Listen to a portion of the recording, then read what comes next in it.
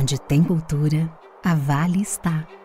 No poder criativo que nasce dos palcos, orquestras, das artes, das ruas e dos museus.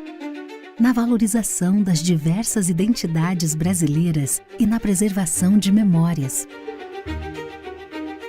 É valorizando a cultura que crescemos e evoluímos juntos.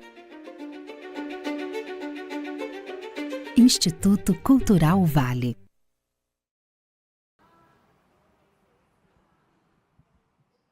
Boa noite. Silvana Gontijo, Carlos Herculano Lopes e Paulo Scott. A roda de conversa acontece em um grande auditório que possui um palco grande, elevado e diversas poltronas na plateia. Em cima do palco foram dispostas 3 cadeiras intercaladas por 3 mesinhas que carregam copos com água e livros. A decoração do palco ao fundo é composta pelo design e tema do quarto Free Itabira, em tons de rosa, azul escuro, azul claro, lilás, laranja e cinza. Pendurado no lado esquerdo, também ao fundo do palco, se encontra um grande telão que passa a roda de conversa em questão que está sendo filmada. A intérprete de Libras ocupa o canto inferior direito do telão. Da esquerda para a direita, a primeira pessoa sentada é Paulo Scott, um homem negro de cabelos curtos rente à cabeça de tom castanho. Ele traz a camiseta de botões de manga comprida de tom cinza escuro e calça jeans. Usa óculos retangulares de aro preto e leva no pescoço o crachá dos participantes do evento. A segunda pessoa sentada é Silvana Gontijo, uma mulher branca de cabelos ondulados grisalhos, cujo comprimento lhe vai até os ombros. Ela traja vestido longo estampado de preto e branco. Leva no pescoço o crachá dos participantes do evento. A terceira e última pessoa sentada é Carlos Herculano Lopes, um homem branco de cabelos grisalhos curtos rente à cabeça. Ele traz a camiseta de botões xadrez e calça preta. Leva no pescoço o crachá dos participantes do evento. No canto inferior direito do vídeo em questão está do início ao fim as intérpretes de Libras, mulheres diferentes que trajam blusa preta. Elas traduzem simultaneamente tudo o que está sendo falado. De tempos em tempos, a plateia é filmada e está cheia. No canto superior direito do vídeo em questão, lê-se Quarto Free Itabira. Manga longa, xadrez, calças jeans, um tênis preto e branco, uso óculos, tenho cabelos ralos. E antes de passar para os queridões aqui do meu lado, eu queria pedir para o Ayrton vir aqui em cima e para o Ayrton ler o trecho que foi censurado na Flip. Por favor, Ayrton.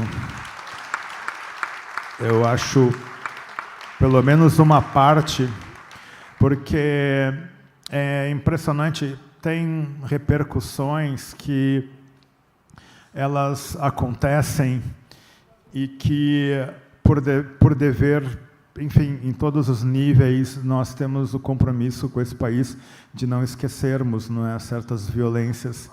E por várias questões de logísticas e conjunturais, eu acho que esse ocorrido ele precisa ecoar ainda muito e muito. Vocês são muito corajosos, Afonso.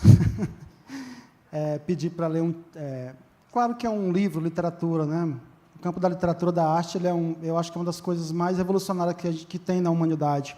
Mas, enfim, obrigado, viu, Paulo? Obrigado vocês pela essa oportunidade. Quanto mais socava a pica no cu de Zusa, mais Manuel escutava o barulho das picaretas, dos enxadecos, das mãos repletas de calos, das veiras inchadas e enferrujadas, dos pedaços de pau, das bateias roçando levemente sobre a água, das pás afundando no chão amarelado dos barrancos e dos paredões quase acinzentados de terra que formavam uma cava. Ao mesmo tempo em que sentia as púpilas dilatando longe das pequenas anatomias do céu, a sua língua salivava cada vez mais. O suor descendo de seus cabelos e molhando boa parte do corpo, parecia querer a qualquer custo reviver as margens, embora minúscula, do rio sereno no meio do peito deles. Para não gemer alto, manteve os lábios entreabertos. Vagarosamente pressionou a língua contra o céu da boca. De vez em quando deixava sair, por entre os dentes, os grunhidos bem baixinhos, evitando que outros garimpeiros pudessem ouvi-los fuder. O dedo das mãos, ora côncavos, ora perpendiculares, manuseando os espaços vazios entre Manuel e seu macho, nunca dariam conta de desenhar as primeiras vestígios de um crisântemo.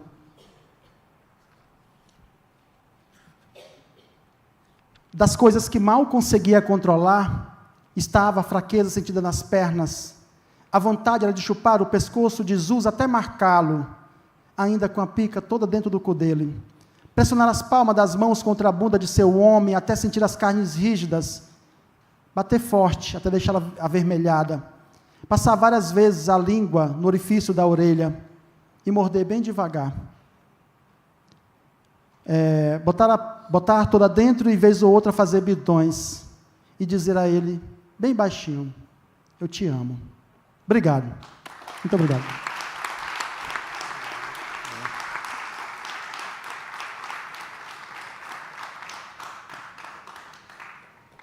Bom, amor e ancestralidade. A leitura, ela estabelece um vínculo ético de escuta, de compreensão, de percepção da tragédia do outro, que é fundamental para que qualquer projeto civilizatório, digno, igualitário, se estabeleça. Eu queria perguntar, no trânsito da busca, da compreensão do amor, o papel da leitura e da escrita na trajetória de vocês. Pode ser? Para a gente começar?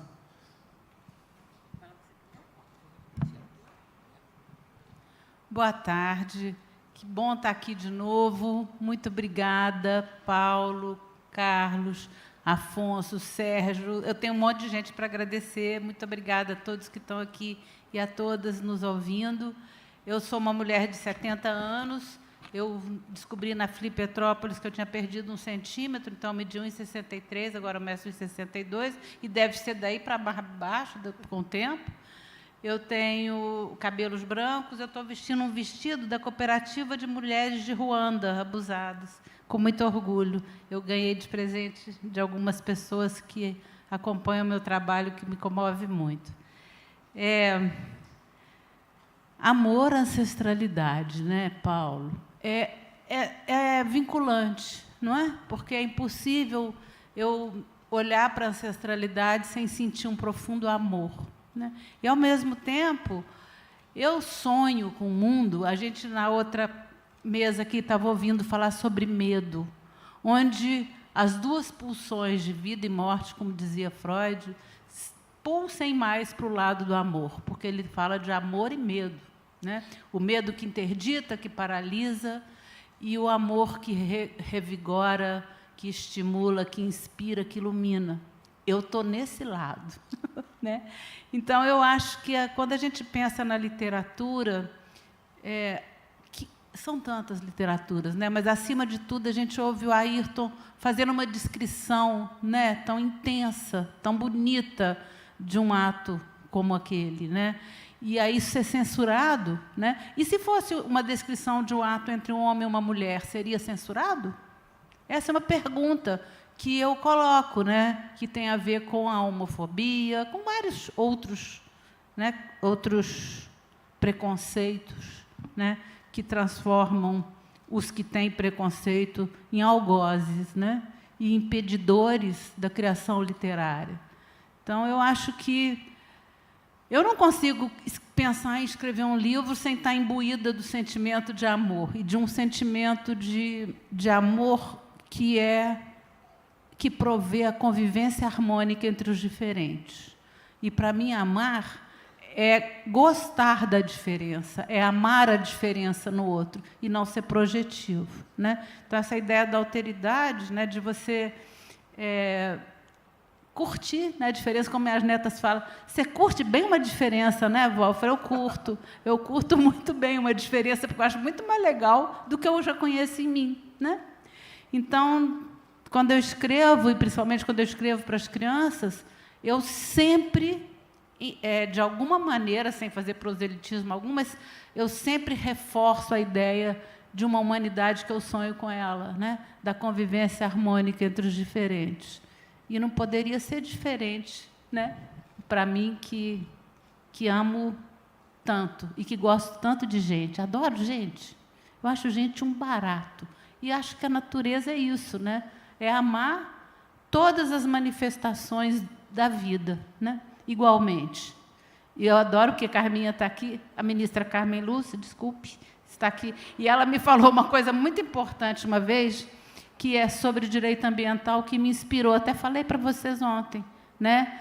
Que é todo elemento da natureza é sujeito de direitos. Eu torço para que a gente tenha isso sendo colocado em prática num momento de uma crise, de uma emergência climática como essa. Acho que eu já estou falando demais, né? Vou passar para o Carlos. E você, meu poderoso? Bom, gente, boa tarde. Muito feliz em estar aqui, não é? Participando do FLI Itabira, não é? Fazer uma louvação, agradecer ao Afonso Borges, amigo da vida inteira. A gente se conheceu, tinha 18 anos aí, estamos seguindo juntos nessa trajetória aí, lá em BH.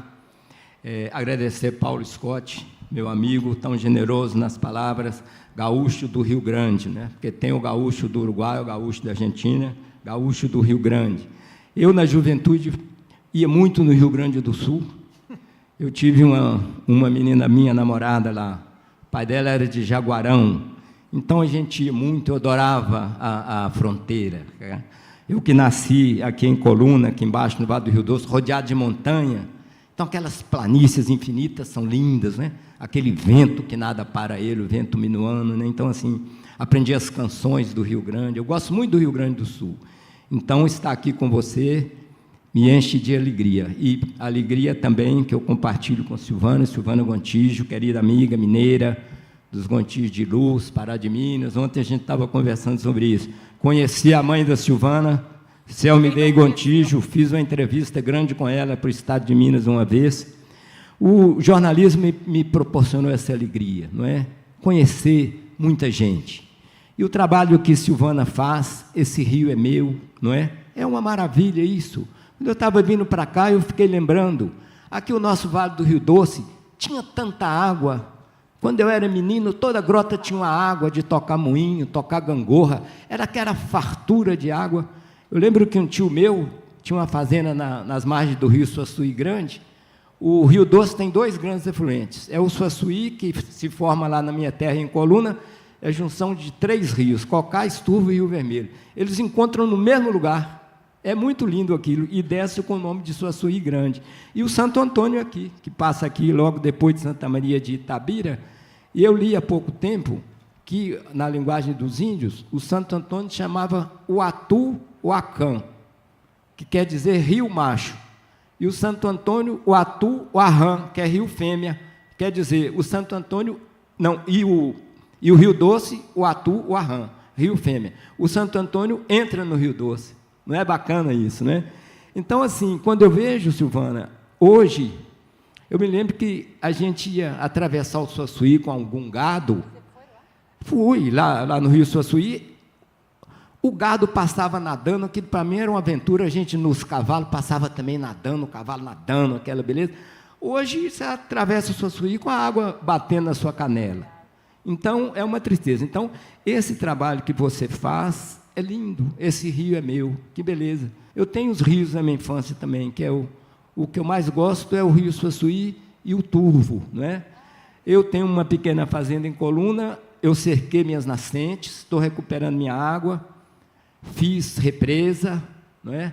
Então, a gente vai remando. Agora, você imagina, a infância minha que tinha tanta água, hoje a minha terra Coluna, chega na época da seca, agosto, setembro, a gente tem que pedir a generosidade da cidade vizinha para dar a gente água. Itamarandiba e São José de Jacuri, a gente busca água para abastecer a cidade nos rios deles. E isso já está criando problema, que eles estão reclamando, e com toda razão, não é? Então, eu estou não é fazendo esse alerta aqui para te dar os parabéns desse trabalho lindo, né, que você faz, que é recuperar a água. A água é a nossa mãe, né? Porque a água é igual a mãe da gente. Se você não tiver água, você vai ter o quê? Não é verdade? Então, vamos segurar essa onda e vamos segurar a nossa água. E a minha história com a literatura, eu vou contar rapidinho. Eu era um menino muito sozinho, que eu tinha 7 irmãs criadas naquele fazendão, Minha mãe não me deixava brincar com as minhas irmãs, então eu era muito sozinho ali, e brincava com os filhos dos vaqueiros e tal, enfim, tinha os meus cavalos, a minha mãe muito rígida, mas muito carinhosa comigo, meu pai também, mas mais distante. Aí, tinha uma família de índio que morava lá na nossa terra, eram os Guzmão. Era aquela renca de menino, às vezes eu chegava lá com meu pai, os índiozinhos todo peladinho, eles saíam correndo, aí depois vinha chegando assim, olhando para a gente, escondido e tal. Aí um dia meu pai sacou aquilo, falou comigo: meu filho, por que você não fica aí brincando com os meninos do compadre Pedro? O meu pai abriu para mim um mundo, sabe assim, um mundo. Eles moravam lá na fazenda, esses meninos. Aquilo, no outro dia, eu devia ter uns 6 anos, já estava peladinho lá também, e nós brincando, pulando no rio, e pegando passarinho. Eles me ensinaram a fazer tudo quanto foi armadilha para pegar passarinho, para pescar, me ensinaram a fazer jiqui, essas armadilhas todas para pegar peixe. Foi um mundo que se abriu para mim, assim, foi muito lindo. E, nesse meio tempo, eu me matriculei na escola, tinha 7 anos, eu entrei para o grupo em 1964. Imagina, quando começou a ditadura. Quando a ditadura acabou, eu tinha 29 anos. Eu passei minha juventude toda na ditadura. Então, quando eu vejo alguém hoje defendendo ditadura e regime militar, eu nem dou assunto. Eu nem dou assunto, deixa para lá, cada um fala o que quer. Bem, mas agora, senão eu fico falando demais, a minha história com a literatura começou o seguinte: eu, esse menino sozinho, mas sempre gostei muito de ler, porque as minhas famílias são todas lá de Diamantina. Então, é gente que já foi para a coluna, que sem dinheiro tem nada, com a vida lá, mas levaram uma carga cultural grande de leitura, de poesia. Minha família, todo mundo declama, sabe falar, e minha mãe, o meu pai me ensinou gosto pela política, e a minha mãe pelos livros. Aí um dia eu virei para a mamãe e falei: mamãe, estou com vontade de escrever um livro. Eu tinha 9 anos. Ela falou: tá mesmo, meu filho? Tô, mamãe, estou com vontade de escrever um livro. Falou: pois eu vou comprar para você um caderno e os lápis. E em coluna, não, lá era um lugar perdido, não tinha luz, não tinha nada, hein? Aí de noite eu ficava escrevendo aquilo à mão. Ficava escrevendo. E com 11 anos eu mudei para Belo Horizonte e levei aquele livrinho meu, o Estilingue.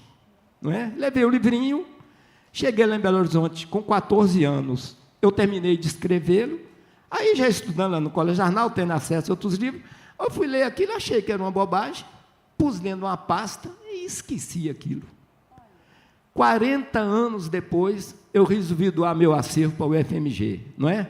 Porque eu falei assim: eu vou doar meu acervo, porque eu vi bibliotecas maravilhosas lá em Belo Horizonte se desfazendo, não é? O cara morre, o que acontece é o seguinte: a mulher já está cansada daquilo, porque normalmente o escritor é sem dinheiro, tem livro para todo canto. Aí a biblioteca dissolve rapidinho.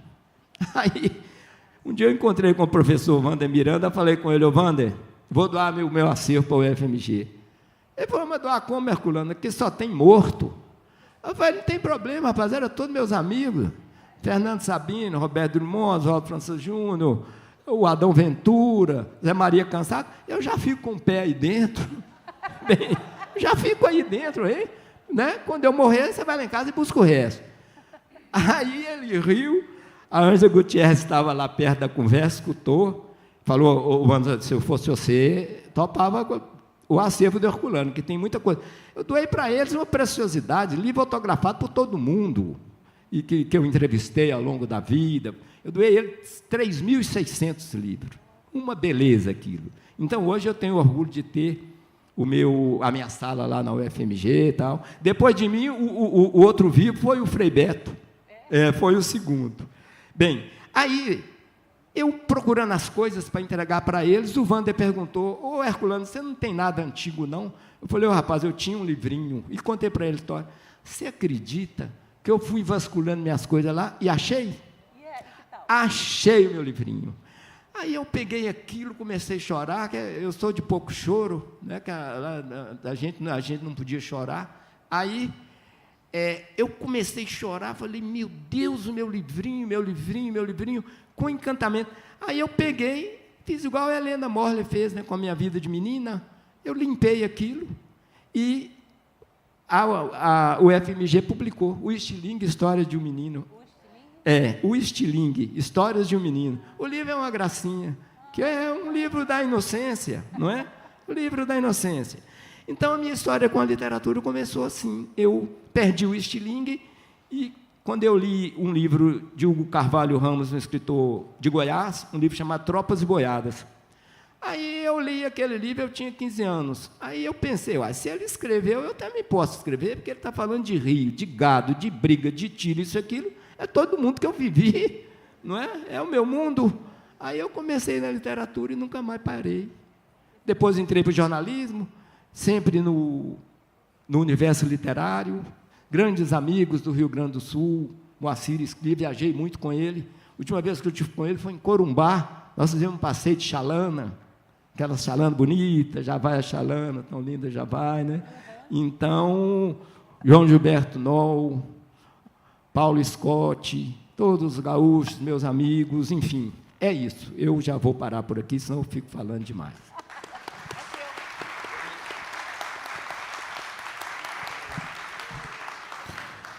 Você sabe que o Sclir era meu vizinho de rua, né?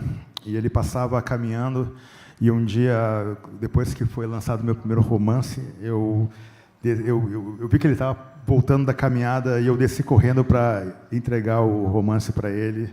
E ele disse, você é o Paulo Scott, eu já li o seu livro. Então, é impressionante como essas pessoas gigantes, realmente, elas são muito antenadas. E, já que você citou o Sclir, faço esse rápido registro. Grande médico de família, popular, um homem lúcido, sereno, afetuoso, grande figura. Na orquestra literária que abriu o festival, e acho que os meninos estão aqui, vieram hoje, o Flu e o Fornazo, né? Fizeram comigo, 2 gênios da música brasileira.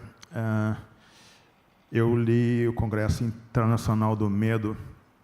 Eu gostaria de ler de novo, para que essa mesa se comunique, Ayrton, um pouco com o que foi falado aqui e nas mesas ontem também, anteriores, porque essa relação do amor, como Silvana muito bem destacou, ela se coloca num ambiente em que há diálogo, há disputa, há encontro, né, com esse afeto, né, negativo, enfim, esse sentimento. Carlos Drummond, Congresso Internacional do Medo. Provisoriamente, não cantaremos o amor que se refugiou mais abaixo dos subterrâneos. Cantaremos o medo que esteriliza os abraços. Não cantaremos o ódio, porque esse não existe. Existe apenas o medo, nosso pai e nosso companheiro. O medo grande dos sertões, dos mares, dos desertos. O medo dos soldados. O medo das mães, o medo das igrejas. Cantaremos o medo dos ditadores e o medo dos democratas. Cantaremos o medo da morte e o medo de depois da morte. Depois morreremos de medo, e sobre nossos túmulos nascerão flores amarelas e medrosas. Carlos Drummond de Andrade.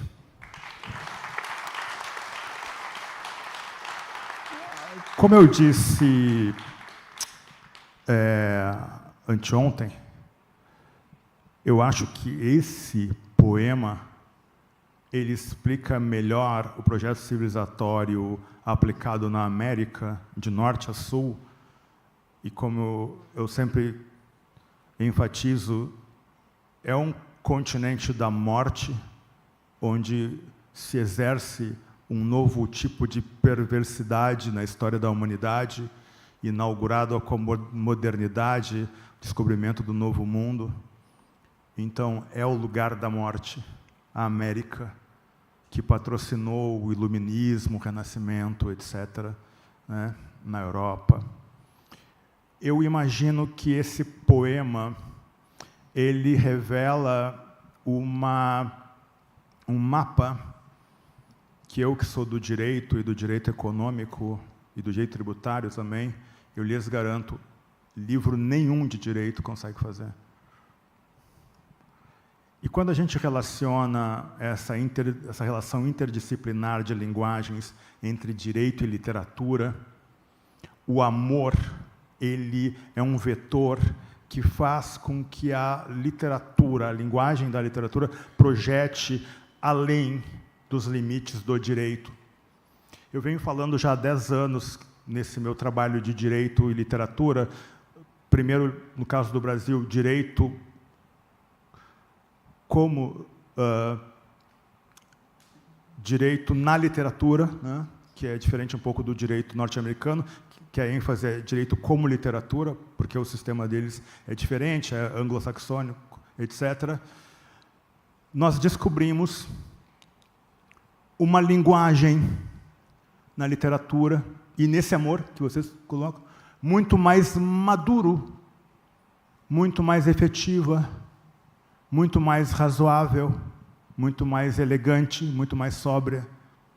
E, nesse contraste, a linguagem do direito ela é infantil, ela é quase tacanha. E acho que, no sul global, essa relação ela é incontornável. Inclusive para perceber que só haverá um direito, e só haverá um direito relacionado, né, a isso que o Levinas fala, né, a capacidade de olhar o rosto do outro e descobrir no rosto do outro a dimensão ética, e, portanto, o amor, né, se esse direito migrar dessa violência invasora eterna, que é o nosso direito brasileiro, né, o direito brasileiro é o direito do invasor, para uma linguagem indígena, feminina, negra, essa sabedoria falta. Por isso está no site da Sueli Carneiro, Gueledés, né? Eu sustentei naquele artigo, cujo título é Presidente Lula, o Supremo não precisa de uma ministra negra, o Supremo precisa pelo menos de 3 ministras negras. E acho que a literatura ela oferece, nesse momento, um vínculo ético, por toda a potência do que nós vimos no Ayrton, e a nova linguagem que vem sendo apresentada, com a generosidade de vocês, né, uma riqueza que eventos como esses, né, que juntam tanta gente interessante, né, tanta gente engajada em construir um país melhor, né, nessa fricção. Porque não tem democracia dentro do conforto. Não tem conciliação. Conciliação é sempre, né, a antessala para manter a hierarquia de sempre num país que é podre de rico e, mesmo assim, é campeão de desigualdade. A desigualdade no Brasil ela não é razoável, ela não é aceitável. Eu lhes pergunto, tratando agora de ancestralidade, o que precisamos renovar na nossa ancestralidade, né, e o que precisamos preservar como identidade mesmo possível, né, de uma interlocução que é muito rica. Porque é verdade que tem medo, e eu lembro sempre de Cidade de Deus, né, o Paulo Lins dizendo o quanto o medo dele preservou ele dentro daquela realidade de comunidade do Rio de Janeiro, né, que a mãe dele incutiu nele um preserve-se, que foi fundamental para ele permanecer vivo, né, e o quanto a gente precisa... Enfim, como é que é esse equilíbrio para vocês hoje, Brasil 2024, toda essa violência, mas, ao mesmo tempo, aqui nesse espaço de afeto, de encontro, né, de aceitação do diferente. Como é para vocês isso, Silvana? Eu começaria mudando a palavra aceitação, né, porque isso presume que você está abrindo mão de alguma coisa para incorporar o outro. Eu acho que a convivência com o diferente ela é imprescindível. Né? E eu gosto muito de voltar para o Darcy Ribeiro, quando eu trabalhei com o Darcy nos anos 80, né? Ele no governo do Estado e eu no Jornal do Brasil. E a gente fundou uns jornais para criança e para os professores. E ele falou uma coisa que nunca esqueci, depois eu fui investigar mais, né? Ele falou, olha, o maior malefício que os brancos fizeram com o Brasil, e aí ele não fala, foi exatamente não incorporar determinados valores que eu reconheço nos povos originários. O primeiro grande valor é a propensão para o encontro, né? E aí ele falava que toda a formação social indígena é por famílias, né? É familiar, são famílias. Então, a primeira coisa que um forasteiro recebia era o direito de pertencer à família. E, muitas vezes, né, a ideia do cunhadismo, das cunhãs que viviam com os homens e chegaram muito poucas mulheres, então o inverso não se dava tanto, não porque não houvesse esse mesmo código, mas porque poucas mulheres vieram, né? Então, esse mundo masculino, né, esse mundo que chega aqui é um mundo predador, né? Chegam homens dispostos a extrair tudo, né? E encontram aqui essa ideia, né, de um povo que, segundo Darcy, em todas as andanças dele pelas diferentes etnias, tem um traço em comum, que é a antiga propensão para esse encontro, para a incorporação do de fora como parte de si mesmo, né? A gente perdeu isso, né? A gente, de certa forma, eu resgato em todos os meus livros, eu tento resgatar sempre, eu sempre trato a questão dessa ancestralidade como uma luta minha de resgate, né? Então, acho que a gente olhar para essa ancestralidade, e aí, quando a gente vai para o povo preto, né, a gente também tem uma outra coisa que eu acho que é um valor que eu super incorporo. Estava falando com a Djamila outro dia. De todas as religiões que eu estudo para trabalhar a questão da educação, eu só encontro 2 religiões que são totalmente ecológicas, que são totalmente alinhadas com a natureza, que é o candomblé, né? E que são muitas religiões dos povos originários. Então, as crenças, né, no mérito e na relevância de cada pequeno elemento da natureza como parte imprescindível de um todo, né? Então, essa ideia, eu não consigo compartilhar a questão do medo, sabe, Paulo? Não sei se é porque eu tenho muito medo do medo, né, que eu acabo projetando na minha vida, na minha obra, uma esperança, um sentido de esperança. Quando o Carlos falou do Esse Rio é Meu, o Esse Rio é Meu é um projeto, posso falar um pouquinho dele? Eu não sei se as professoras que trabalharam com a gente estão aqui, tem alguma aqui de Itabira? Ah, estou vendo ali umas. Muito bom. Essas moças fizeram aqui em Itabira um trabalho brilhante. A gente leva para as escolas a ideia da incorporação do rio como processo pedagógico. Então, recuperar um rio é parte do processo pedagógico, não é diferente. Então, a gente articula com o currículo, com a BNCC, e isso passa a fazer parte da rotina das crianças. E isso tudo surge também da minha ancestralidade. Eu morei numa casa em Belo Horizonte, num lugar meio retirado, que tinha um córrego limpo, que a gente usava, nadava, e eu sonhava, dormia ouvindo o barulho da água. E aí, os dominicanos estabeleceram um convento em cima e poluíram o córrego. E aí, um dia, meu pai chegou em casa e falou, está todo mundo aqui proibido de tomar banho no córrego.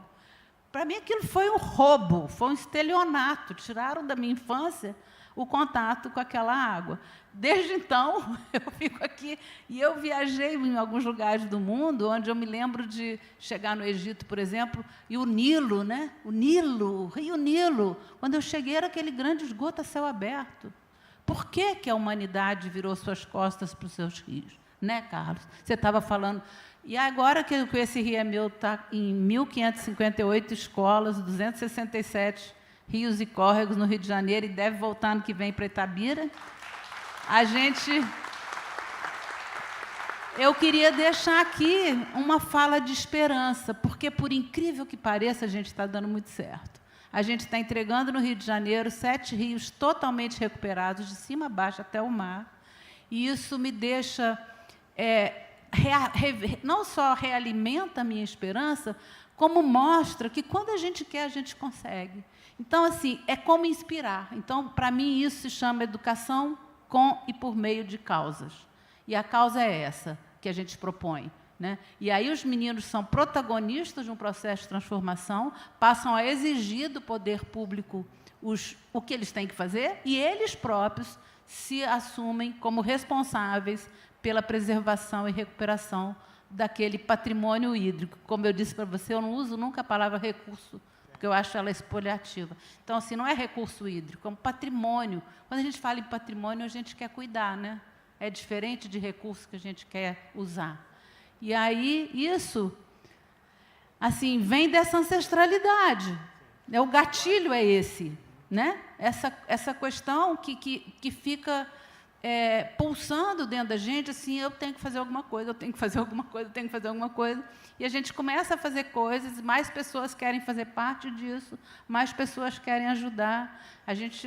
Quantas vozes dos nossos amigos do grupo do Literatura e Liberdade nos ajudam divulgando essa ideia, incentivando as crianças, os professores, e eu espero contar com todos vocês que estão aqui para divulgarem essa causa, porque ela é, num momento de emergência climática, simplesmente imprescindível. Acho que eu falei muito.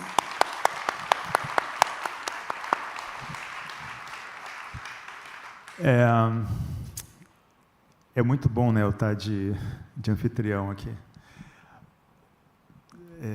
Porque vocês vão falando, assim, eu vou fazendo muitas conexões e me possibilita, nesses últimos 10 minutos, Herculano, a partir do que Silvana disse, né, de maneira brilhante, agregar um pouco a questão da ancestralidade e te perguntar assim, você que é um jornalista, um escritor, homem das palavras, a linguagem, né? Porque a linguagem ela vai nos explicando as coisas, né? A gente vai entendendo o mundo pela linguagem. Essa disputa, esse enfrentamento e essa coragem que Silvana exerce, ela está ligada à evolução de uma linguagem, né? Você que testemunhou tantos momentos desse país, né? Como você se coloca diante dessa renovação permanente necessária da linguagem, sua obra, etc.? Bem, na realidade, eu sou um escritor intuitivo, não é? Assim, eu aprendi a escrever na marra, escrevendo, não é? Primeiro como repórter, como jornalista, mas eu sempre li muito. Mas eu não sou um intelectual. Eu sou um escritor, eu sou um contador de histórias, né? Aí foi onde eu produzi os meus romances. E também na crônica. A crônica ela teve uma importância fundamental na minha vida, porque no dia que o escritor Roberto Drummond morreu, eu nunca tinha escrito uma crônica. Ele morreu no dia do jogo do Brasil com a Inglaterra, em junho de 2002. Aí me convidaram para escrever uma crônica de despedida dele, não é? E eu escrevi. Aí o Estado de Minas ia convidar o Luiz Fernando Veríssimo para ficar no lugar do Roberto Drummond, mas o Luiz estava pedindo, parece que muito caro, eles não quiseram pagar. Me pediram para escrever outra crônica, enquanto eles arranjavam quem que ia ficar no lugar do Roberto Drummond. Eu fiquei 15 anos. Fiquei mais barato, lá dentro mesmo. Fiquei cronista do Estado de Minas 15 anos. A crônica mudou a minha vida, porque você tem que passar a ser uma pessoa mais humilde, você tem que escutar mais o outro, você tem que prestar atenção. Exatamente, que eu escrevi uma crônica por semana, então era muita coisa. E os meus romances eu escrevi em cima das histórias aqui do Vale do Rio Doce, não é? As minhas famílias aqui, como eu contei, são muito antigas aqui, e eu conheço mais ou menos essa região por dentro aqui, eu conheço as entranhas disso aqui, desse vale hospitaleiro e complicado, né? Aqui era só nações indígenas, né? A minha bisavó era índia, essa. Tanto que sempre se falou isso. A minha mãe falou que conheceu ela, que era uma baixinha, mal-humorada, Eu gostava de pescar, plantar abacaxi e cortar os netos no couro, bater nos netos. Minha mãe contava que só lembra dela com medo, da minha bisavó. Ela chamava Agostinha, era aí do Vale, era do Vale do Jequitinhonha. Então, assim, as minhas histórias são aqui desse vale que eu nasci, esse vale violento e hospitaleiro. Aqui é uma hospitalidade muito grande. E aqui era território dos botocudos, né, dos índios guerreiros. Foi o único povo indígena que o governo, a Carta Régia de 1808, Dom João VI, lançou a guerra de extermínio dos botocudos, né? Isso é pouco falado na história, mas é verdade, aqui do Vale do Rio Doce. A matança dos índios aqui é uma página silenciada da história do Brasil, mas foi um negócio horroroso, foi uma coisa terrível. Diz que tinha um negócio chamado limpar a aldeia. Eles chegavam de noite, matavam os velhos, as velhas, pegavam as índias mais bonitas para eles e os meninos para vender. Chamava curaca. As criancinhas chamavam curaca. Tem dissertações de mestrado, isso não é invenção, não é nada. Essa é a verdade. A cidade de Guanhães aqui foi fundada como quartel-general de combate aos botocudos e a cidade de Peçanha também. Então, quando eu passei a olhar isso, aí eu ando hoje aqui na região, a presença indígena aqui ainda é muito forte, nos traços.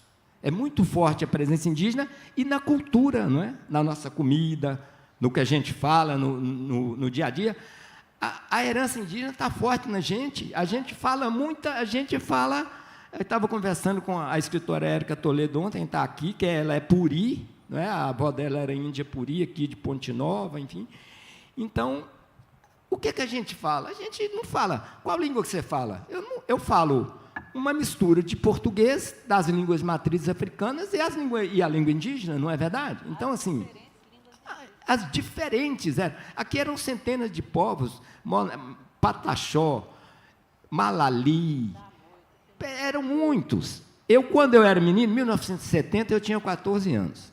Quando se criaram a reserva Guarani, aqui em Carmésia. O que aconteceu foi o seguinte, uns índios que o pessoal aí de Valadares, os Krenak os fazendeiros queriam tomar as terras deles, uns índios lá do sul da Bahia, Pataxó. O que o governo militar fez? Tinha uma fazenda de terra ruim aqui, a Fazenda Guarani, trouxeram esses índios para aí, 1970. Meu pai era prefeito de Coluna, governo General Médici. Um dia eu estava lá em Coluna, meu pai falou, meu filho, o governo me convidou para ir lá na Fazenda Guarani, vão chegar uns índios lá, você quer ir comigo? Eu falei, vamos, vou. Ué. Pegamos o jipe, fomos. Aquilo me impressionou muito, porque nós chegamos lá, era um galpão, os índios, as senhoras, os menininhos com a cara assustados, todos acuados no canto assim, sabe? Eu vi aquela cena, eu nunca mais esqueci daquilo. E me disseram que ainda vivem aí até hoje. Um dia eu quero ir lá, quero ver se encontro algum índio, uma índia velha lá, que estava nessa primeira leva, não é? Então, assim, a nossa região aqui é uma região de cultura negra e índio, né? E o branco português também, obviamente. Então, quando você pergunta da ancestralidade, eu fico me perguntando, quem eu sou? Eu não sei, eu sou essa mistura, não é? Eu sou essa mistura, eu sou um brasileiro. E o que eu acho que é bom no Brasil é isso, né? Essa mistura toda, porque isso está tudo dentro da gente, né? Tudo. Olha que palavras lindas que os africanos deixaram para nós. Quem que fez a língua portuguesa ser uma língua carinhosa, uma língua linda? Aqui a gente fala meu benzinho, minha mãezinha, meu amorzinho. Isso é herança da África, não é? Porque eu morei na Espanha, o espanhol de início é uma língua muito bonita, mas quando a gente vai ficando lá, é uma língua bruta, não é? É uma língua dura. E o português não, o português é essa coisa macia, bonita. Então é isso aí que nós somos, não é? Pronto?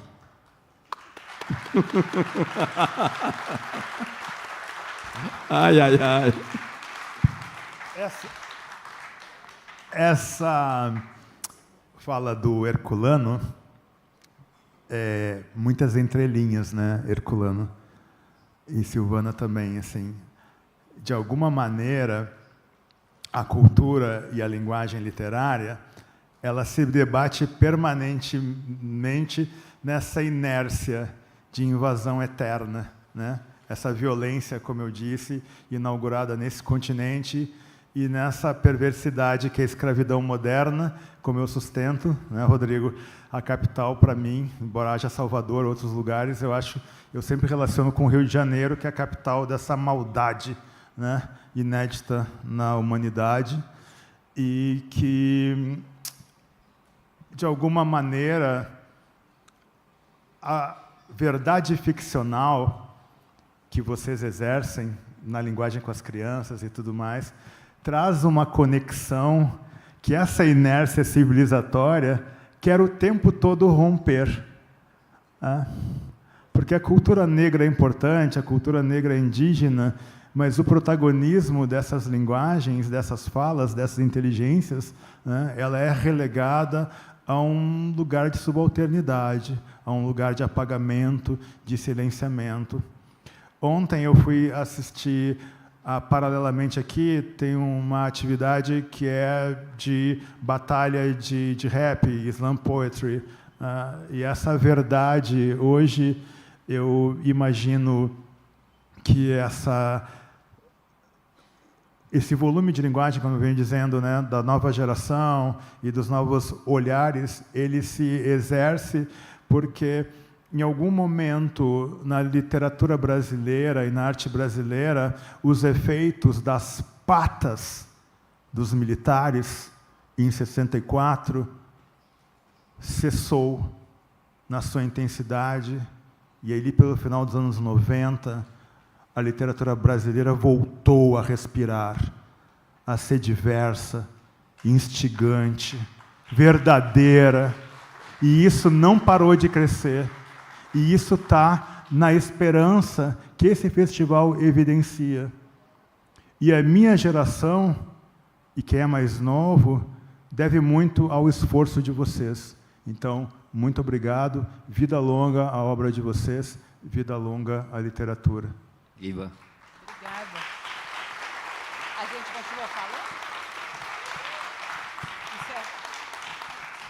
Vamos dar um tchau, então, para a nossa audiência? Olha, Paulo, você é um presente, né? Tem pessoas que aparecem na vida da gente assim, subitamente a gente se, né, daquele espanto, e esse espanto vira esse amor profundo, né? Morgana também. Eu queria primeiro agradecer e saudar as professoras de Itabira que estão aí. Podem ficar em pé, não? Ou levantar a mão, pelo menos? Nossa, parabéns! Olha, que trabalho vocês fazem! Parabéns a cada uma.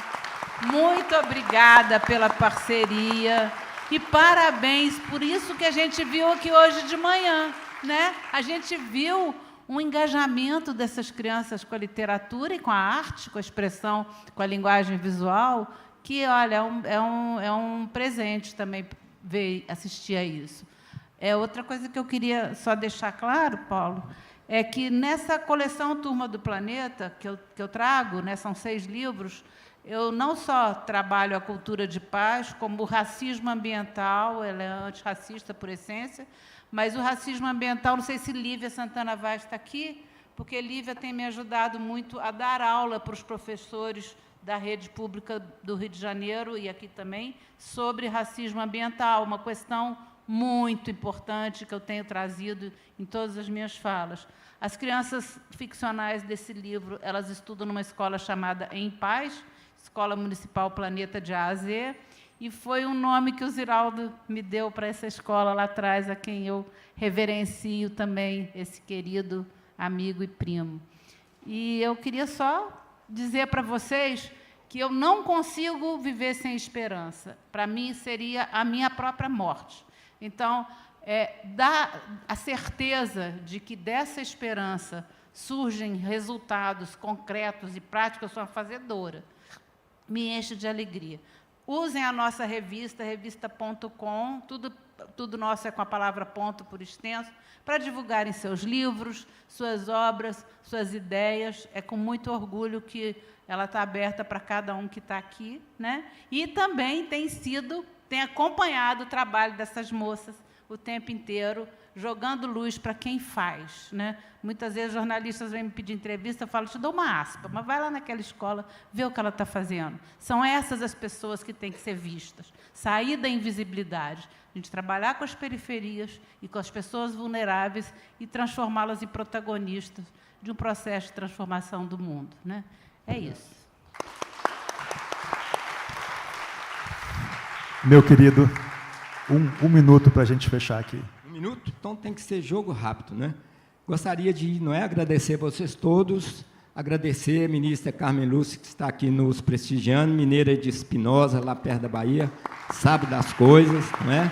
Agradecer o meu editor, Rodrigo Lacerda, que está aqui, escritor, a editora Record, agora a Record está relançando meus livros, aí agora, esses dias, relançamos, né, o Último Conhaque, depois vai sair nova edição da Dança dos Cabelos, vai sair Poltrona 27, os livros vão saindo lá. E, para terminar, como nós estamos aqui na terra do Drummond, eu escrevi também esse romance, O Vestido, que é baseado no poema Casa do Vestido, de Carlos Drummond de Andrade. Poema maravilhoso. Eu estava, rapidinho mesmo eu conto, eu estava em São Paulo, participando de uma palestra com Fernando Sabino e com Roberto Drummond. Aí nós saímos para um restaurante, Fernando Sabino sentado aqui, o Paulo Thiago e eu. Aí Fernando Sabino tomando uísque, aí o Paulo Thiago falou, Herculano, eu vim aqui que eu queria te conhecer, que eu li o seu romance Sombra de Julho, gostei demais, eu sou doido para filmar o poema do Drummond, O Caso Vestido, mas eu quero que você faça o argumento para mim. Eu nem sabia o que era argumento, perguntei o que é argumento. Ele falou, não, rapaz, você vai pegar o poema e escrever um livro sobre o poema. E o Fernando Sabino escutando a história, né? Aí eu falei, você ficou doido, rapaz? Eu esse simples aqui, Capial da Roça, escrever um livro baseado no poema de Carlos Drummond de Andrade, eu não posso aceitar isso. Aí o Fernando Sabino olhou para mim, bateu no meu ombro e falou assim, pode sim, Herculano, ainda mais você vai ganhar um dinheirinho. Pode, rapaz, escreve. Aí ele me incentivou, mas eu devo esse livro à minha mãe, porque minha mãe sabia das coisas, né? Aí a minha mãe era danada, porque a família do meu pai era inimigo política da família da minha mãe, eu cresci numa corda bamba danada. Aí, a ideia das velhas lutas do PSD e da UDN aqui, e a minha mãe controlou tudo. Exatamente. Aí eu dei o poema para minha mãe ler, falei, mamãe, o que a senhora acha? Ela olhou, leu, nunca tinha lido o poema, olhou, leu, falou, meu filho, eu acho que essa história é verdadeira, você pode escrever. Aí ela me contou umas histórias parecidas, eu encarei e fiz o vestido, está aí, é o vestido que está aqui, e eu termino fazendo essa homenagem, né, ao Carlos Drummond de Andrade, esse poeta danado de bom. Só não vou ler o poema para vocês, porque o tempo acabou, mas o poema é muito lindo, e eu agradeço a presença de todos, Paulo Scott, né, viva o Rio Grande do Sul, nosso estado irmão, não é à toa que a gente sempre se deu bem, né? Agradeço Silvana, aqui a presença de todos vocês, Dona Maria do Rosário, mãe da minha querida Maria Helena Linhares, colega minha no estado de Minas durante tantos anos, está aqui me prestigiando, Darliette foi minha colega na FAF-BH, enfim, a vocês todos, e muito obrigado, que eu já extrapolei o tempo. Valeu.